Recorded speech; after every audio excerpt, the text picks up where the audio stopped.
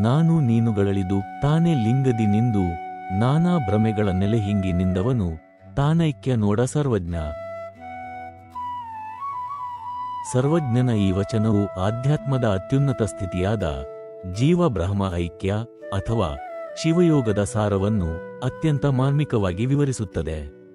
ಅಹಂಕಾರ ಮತ್ತು ಮಮಕಾರಗಳನ್ನು ತೊರೆದು ತನ್ನ ಅಸ್ತಿತ್ವವನ್ನೇ ಲಿಂಗದಲ್ಲಿ ಅಂದರೆ ಪರಶಿವನಲ್ಲಿ ಲೀನಗೊಳಿಸಿ ಮಾಯೆಯ ಎಲ್ಲ ಭ್ರಮೆಗಳಿಂದ ಮುಕ್ತನಾಗಿ ಯಾರು ಸ್ಥಿರವಾಗಿ ನಿಲ್ಲುತ್ತಾನೋ ಅವನೇ ನಿಜವಾದ ಐಕ್ಯಸ್ಥಳವನ್ನು ತಲುಪಿದವನು. ನಾನು ನೀನುಗಳಳಿದು ಅಂದರೆ ಅಹಂ ಮತ್ತು ದ್ವಂದ್ವದ ವಿನಾಶ. ಇಲ್ಲಿ ನಾನು ಎಂಬುದು ವ್ಯಕ್ತಿಗತ ಅಹಂಕಾರವನ್ನು ಸೂಚಿಸಿದರೆ ನೀನು ಎಂಬುದು ಈ ಜಗತ್ತಿನ ಭೇದಭಾವ ಅಥವಾ ದ್ವಂದ್ವಗಳನ್ನು ಸೂಚಿಸುತ್ತದೆ.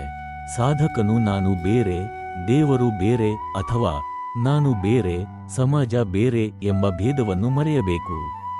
ಅಹಂಕಾರ ಅಳಿದಾಗ ಮಾತ್ರ ಆತ್ಮವು ನಿರ್ಮಲವಾಗುತ್ತದೆ. ತಾನೇ ಲಿಂಗದಿ ನಿಂದು ಅಂದರೆ ಶಿವನಲ್ಲಿ ಸ್ಥಿರತೆ. ಲಿಂಗ ಎಂದರೆ ಕೇವಲ ಬಾಹ್ಯ ಕುರುಹಲ್ಲ, ಅದು ಅನಂತವಾದ ಜ್ಯೋತಿ ಅಥವಾ ಪರಬ್ರಹ್ಮವಸ್ತು. ತನ್ನ ಅರಿವನ್ನು ಸಂಪೂರ್ಣವಾಗಿ ಆ ಪರಮಾತ್ಮನ ಚಿಂತನೆಯಲ್ಲಿ ನೆಲೆಗೊಳಿಸುವುದು ಎಂದರ್ಥ. ನದಿ ಸಮುದ್ರವನ್ನು ಸೇರಿದ ಮೇಲೆ ಸಮುದ್ರವೇ ಆಗುವಂತೆ ಭಕ್ತನು ಲಿಂಗದಲ್ಲಿ ಒಂದಾಗಬೇಕು. ನಾನಾ ಭ್ರಮೆಗಳ ನೆಲೆಹಿಂಗಿ ಅಂದರೆ ಮಾಯೆಯ ಜಾಲದಿಂದ ಮುಕ್ತಿ. ಮಾನವನು ಸಂಸಾರದಲ್ಲಿ ಅನೇಕ ಭ್ರಮೆಗಳಿಗೆ ಒಳಗಾಗಿರುತ್ತಾನೆ. ಉದಾಹರಣೆಗೆ, ದೇಹವೇ ನಾನು, ಸಂಪತ್ತೇ ಶಾಶ್ವತ ಎಂಬ ನಂಬಿಕೆ. ನೆಲೆಹಿಂಗಿ ಎಂದರೆ ಆ ಭ್ರಮೆಗಳ ಬೇರನ್ನೇ ಕಿತ್ತು ಹಾಕುವುದು. ಅಜ್ಞಾನದ ಮೋಡಗಳು ಸರಿದಾಗ ಮಾತ್ರ ಜ್ಞಾನದ ಸೂರ್ಯ ಗೋಚರಿಸುತ್ತಾನೆ. ತಾನೈಕ್ಯ ನೋಡ ಸರ್ವಜ್ಞ ಅಂದರೆ ಪರಮಸ್ಥಿತಿ. ವೀರಶೈವ ಶಟಸ್ಥಲ ಸಿದ್ಧಾಂತದಲ್ಲಿ ಐಕ್ಯ ಸ್ಥಳವು ಕೊನೆಯ ಮತ್ತು ಅತ್ಯುನ್ನತ ಹಂತ. ಇಲ್ಲಿ ಭಕ್ತ ಮತ್ತು ಭಗವಂತನ ನಡುವೆ ಯಾವುದೇ ಅಂತರವಿರುವುದಿಲ್ಲ. ಕರ್ಪೂರವು ಬೆಂಕಿಯಲ್ಲಿ ಉರಿದು ಬೆಂಕಿಯೇ ಆಗುವಂತೆ ಸಾಧಕನು ತಾನೇ ಶಿವನಾಗಿ ಮಾರ್ಪಡುತ್ತಾನೆ. ಈ ವಚನವು ಮನುಷ್ಯನ ಮಾನಸಿಕ ನೆಮ್ಮದಿಗೆ ಅಹಂಕಾರದ ವಿನಾಶವೇ ಮೂಲವೆಂದು ಹೇಳುತ್ತದೆ.